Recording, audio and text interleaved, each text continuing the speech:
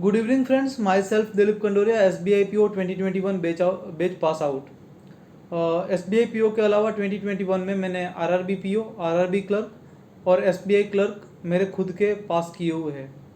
ये डिस्क्रिप्शन देने का मेरा मतलब इतना ही था कि I think I am the right person to guide any banking aspirant. अभी अभी पता चला है कि RRB PO का नोटिफिकेशन आ चुका है। मैंने भी जब मैं ब्रांच में था तब देखा। RRB PO के नोटिफिकेशन आने के बाद बहुत सी चीज़ें दिमाग में चलने लगती हैं।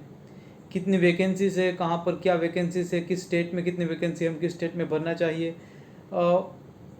फॉर माई एक्सपीरियंस, मुझे जितना एक्सपीरियंस है छोटा सा, उसके हिसाब से जो भी एस्पिरेंट सीरियस कैंडिडेट है उसको शायद इन सब चीज़ों से फ़र्क नहीं पड़ना चाहिए। ना ही फ़र्क आपको पड़ना चाहिए, ना ही आपकी पढ़ाई को इससे कुछ फ़र्क पड़ना चाहिए, क्योंकि आप अभी से प्रिपरेशन करने वाले नहीं हैं।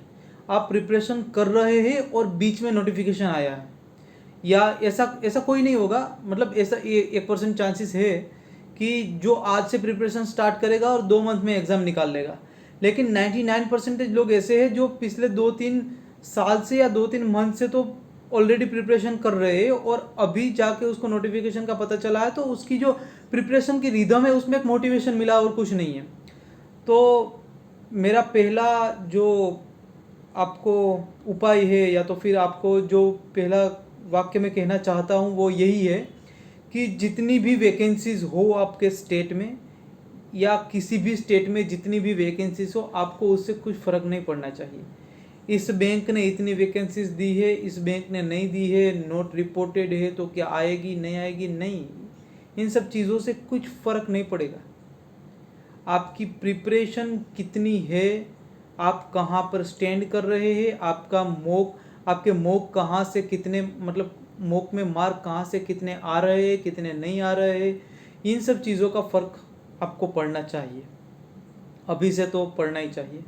दूसरा, ये टाइटल देने का मेरा मकसद इतना ही था कि अब टाइम आ गया है कि आप जाग जाओ, और कोई किसी को हानि पहुंचाना नहीं था।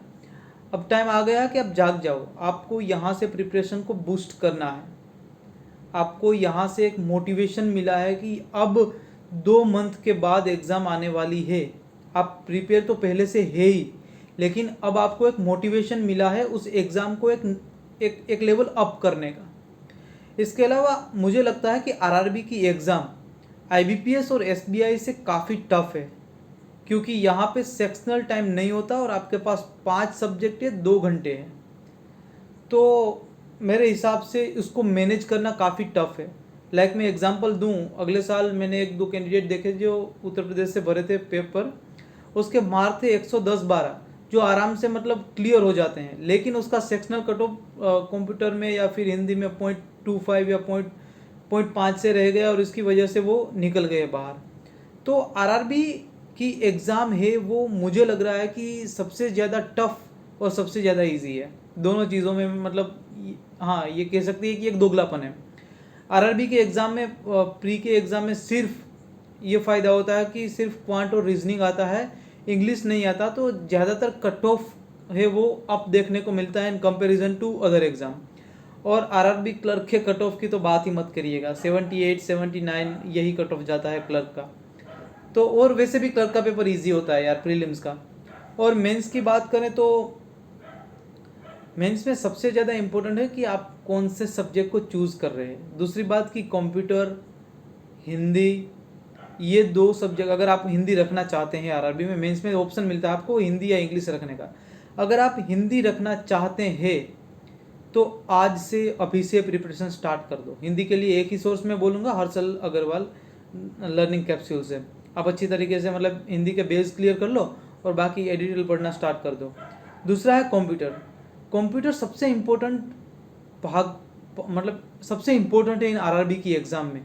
RBI की एग्ज़ाम में तो है ही, लेकिन RRB में सबसे ज़्यादा मुझे लगता है कि इम्पोर्टेंट है, क्योंकि अगर आप 20 में से आपके 12-13 मार्क भी आ रहे हैं ना, तो जितना कट ऑफ होता है उससे इतने मार्क ज़्यादा हो तो आप आराम से क्लियर कर जाओगे। नो, कहाँ पे भी प्रॉब्लम नहीं आएगी। मेरे कट ऑफ से 10 मार्क ज़्यादा थे, 80 कट ऑफ गया था, मेरे मार्क थे 81 कट ऑफ गया था, मेरे मार्क थे 90, फिर भी मेरा सिलेक्शन हुआ था RRB PO में। तो यही फ़र्क पड़ता है कि आप कैसे सब्जेक्ट को साथ में लेके चलते हो। किसी का रीजनिंग पॉइंट बहुत अच्छा होगा, लेकिन अगर कंप्यूटर या हिंदी एक सब्जेक्ट में आप थोड़े भी मतलब ज़्यादा डाउन होंगे तो नहीं चलेगा आरआरबी में। तो आरआरबी इज़ ऑल अबाउट आप टाइम को सब्जेक्ट के साथ कैसे हैंडल करते हो। तो जो भी सीरियस कैंडिडेट है, मेरा मतलब सीरियस कैंडिडेट कहने का मतलब यही है कि जो पहले से प्रिपरेशन कर रहे हैं या तो आज जाग गए और अभी से प्रिपरेशन पूरी तरीके से स्टार्ट कर रहे हैं। तो मेरा कहने का मतलब इतना ही है कि 5 सब्जेक्ट आपको साथ में लेके चलने हैं। मेंस भी आपको साथ में, इसका रीजनिंग क्वांट का मेंस इतना ज़्यादा हार्ड नहीं होता, लेकिन फिर भी आपको अच्छी तरीके से प्रिपरेशन करनी है।